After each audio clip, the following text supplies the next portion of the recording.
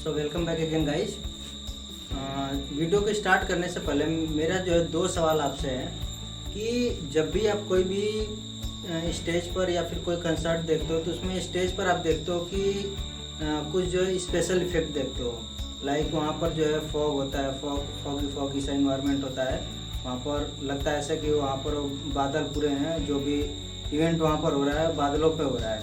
ठीक है, तो वो एक्चुअल में क्या चीज़ होता है जो वहाँ पर फॉगी सा दिखता है आपको, बादलों के जैसा वहाँ पर जो दिखता है वो क्या रहता है। और दूसरा सवाल मेरा यह है कि जब भी आप जैसे आपका विंटर सीजन खत्म होता है तो आप क्या करते हो कि कपड़ों को जो है आप रख देते हो, लेकिन कपड़ों को रखने से पहले उसमें जो एक नेफ्थिलीन बॉल रखते हो जिससे कि कपड़े खराब ना हो। तो नेक्स्ट जब विंटर में आप उसको कपड़े को निकालते हो तब देखते हो कि नेफ्थिलीन बॉल वहाँ पर नहीं होती है। तो वो जो नेफ्थिलीन बॉल है वो कहाँ चली जाती है? यहाँ पर एक्चुअल में जो है सॉलिड CO2 जिसको हम ड्राई आइस बोलते हैं वो यहाँ पर इसमें वो डाल रहा है एक बंदा, और यहाँ पर आप देख सकते हैं कि फॉग किस तरह से फैल रहा है। ऐसे ही फॉग जो है स्टेजेस पर हमारे यूज किए जाते हैं वहाँ पर। और ये नेफ्थिलीन बॉल जो आप यूज करते हो कपड़े में रखने के लिए, ठीक है। तो इस तरह की बॉल आप जो देखे होंगे, आपने यूज भी किया होगा। तो अगर आपको इसके बारे में पता है तो बहुत अच्छी बात है, अगर नहीं पता है तो आप पूरी वीडियो को ज़रूर देखें। इसमें मैं उसी के बारे में पूरा डिस्कस करूंगा और भी पूरे आपकी बेसिक केमिस्ट्री से, ठीक है। तो वैसे तो आज का टॉपिक है सब्लिमेशन। तो सब्लिमेशन को डिस्कस करने से पहले मैं कुछ जो है ज़रूरी चीज़ों के बारे में डिस्कस कर लेता हूँ। तो आपको जो है पिछली वीडियो में मैंने बताया था कि आपका जो वाटर होता है ये जो है 3 स्टेट में रहता है, लेकिन 3 स्टेट में कब तो रहता है अलग अलग टेम्परेचर कंडीशन पर। अगर मैं रूम टेम्परेचर पर बात करूं तो क्या है कि ये लिक्विड रहेगा। लिक्विड रहेगा कब? जब यहाँ पर रूम टेम्परेचर है, ठीक है। यहाँ पर एक गैस में बनेगा अगर ये 100 डिग्री सेल्सियस से ज़्यादा टेम्परेचर पर है। और ये क्या रहेगा, ये रहेगा यहाँ पर सॉलिड में अगर ये जो है लेस देन रहेगा 0 डिग्री सेल्सियस से, ठीक है। 0 डिग्री सेल्सियस ट्रांजिशन स्टेट होती है। तो यहाँ पर जो है सॉलिड लिक्विड गैस, यानी कि सॉलिड को हम लिक्विड में बदल सकते हैं, लिक्विड को सॉलिड में बदल सकते हैं, लिक्विड को गैस में, गैस को लिक्विड में। यानी कि ये क्या है एक्चुअल में, ये जो है रिवर्सिबल प्रोसेस होता है।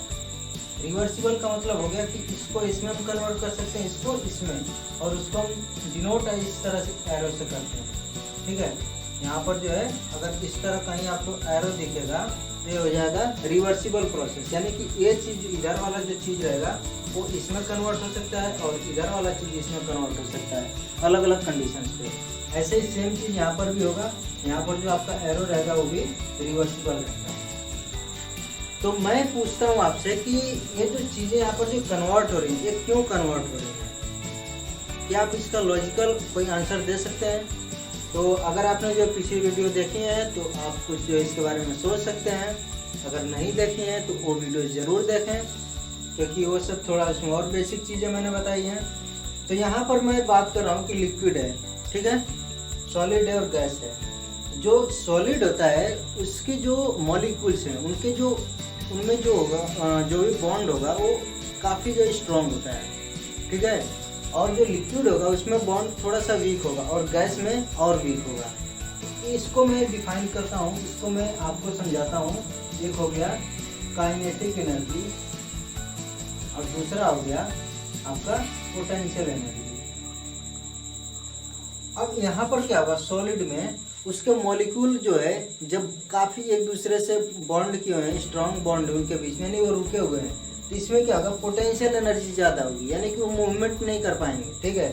जब मूवमेंट नहीं करेंगे तो क्या होगा, काइनेटिक एनर्जी बहुत कम होगी और जो पोटेंशियल एनर्जी इसमें बहुत ज़्यादा होगी। और लिक्विड में क्या होगा कि लिक्विड में यहाँ पर जितना जो भी आपका पोटेंशियल एनर्जी था वो थोड़ा सा पोटेंशियल एनर्जी कम होगा, और जब पोटेंशियल एनर्जी आपकी कम होगी तो काइनेटिक एनर्जी बढ़ेगी। यानी कि लिक्विड में काइनेटिक एनर्जी सॉलिड की जो कंपेयर में थोड़ा सा ज़्यादा हो जाती है और पोटेंशियल एनर्जी सॉलिड के कंपेयर में कम हो जाती है। लेकिन यहीं पर हम गैस की बात करें तो गैस के जो मॉलिक्यूल होते हैं वो ऐसे फ्रीली मूव करते रहते हैं हर जगह बहुत तेज़ी से, लिक्विड के कंपेयर में भी ज़्यादा, ठीक है। यानी कि काइनेटिक एनर्जी इनकी बहुत ज़्यादा होती है और पोटेंशियल एनर्जी बहुत कम होती है। तो अगर काइनेटिक और पोटेंशियल एनर्जी के टर्म्स में हमें डिफाइन करना हो तो हम इनके बॉन्ड को इस तरह से डिफाइन करते हैं। अब हम बात करते हैं कि क्या हम कोई और मटेरियल है, ठीक है, अब लिक्विड की बात, वाटर की बात नहीं कर रहे हैं, कोई और मटेरियल की बात कर रहे हैं, तो क्या उस कोई और मटेरियल, ऐसा कोई मटेरियल है जिसको हम डायरेक्ट सॉलिड से गैस में बदल दें या फिर गैस से डायरेक्ट सॉलिड में बदल दें, ऐसा कोई मटेरियल है? तो मैं बोलूँगा हाँ, ऐसे कुछ मटेरियल्स हैं जिनको आप डायरेक्ट ये लिक्विड वाले फेज में ना आकर के डायरेक्ट हम सॉलिड से गैस में बदल देंगे और गैस से डायरेक्ट हम सॉलिड में बदल सकते हैं। और उन्हीं मटेरियल्स को, उन्हीं सब्सटेंसेस को हम बोलते हैं सबलाइम सब्सटेंस। और वो जो भी प्रोसेस है जो आपका सॉलिड से गैस में बदल रहा है और गैस से सॉलिड में बदल रहा है, वो जो प्रोसेस है उसको हम बोलते हैं सब्लिमेशन, ठीक है। तो जो प्रोसेस है वो सब्लिमेशन होता है और जो सब्सटेंस होता है वो सबलाइम सब्सटेंस होता है, ठीक है।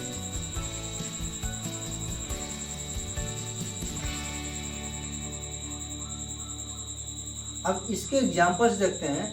और हाँ, एक चीज़ और कि यहाँ पर ये जो कन्वर्जन होता है ये नॉर्मल कंडीशन पर भी हो सकता है, ठीक है। जैसे रूम टेम्परेचर हो गया, 1 एटमॉस्फेयर हो गया, ऐसे जो टेम्परेचर आपका है, प्रेशर आपका है, ऐसी कंडीशन में भी हो सकता है। या फिर आप टेम्परेचर अधिक करोगे कुछ मेटेरियल का, उनका टेम्परेचर जो है बढ़ाने पर हो सकता है, ऐसा वो स्टेट है। और कुछ का हो सकता है कि प्रेशर कम करने पर ऐसा स्टेट जो है वहाँ पर सब्लिमेशन प्रोसेस हो। तो अलग अलग जो भी सब्सटेंस है उनके लिए अलग अलग होता है। तो इनका एग्जाम्पल क्या होता है? एग्जाम्पल देखिए, एग्जाम्पल है आपका आयोडीन, दूसरा आपका ड्राई आइस, तीसरा है नेफ्थलीन, आपका चौथा है अमोनियम क्लोराइड, ठीक है। ये बहुत ही इम्पोर्टेंट कुछ एग्जांपल्स हैं जिनको, और एक और है जिसको आप कपूर बोलते हो,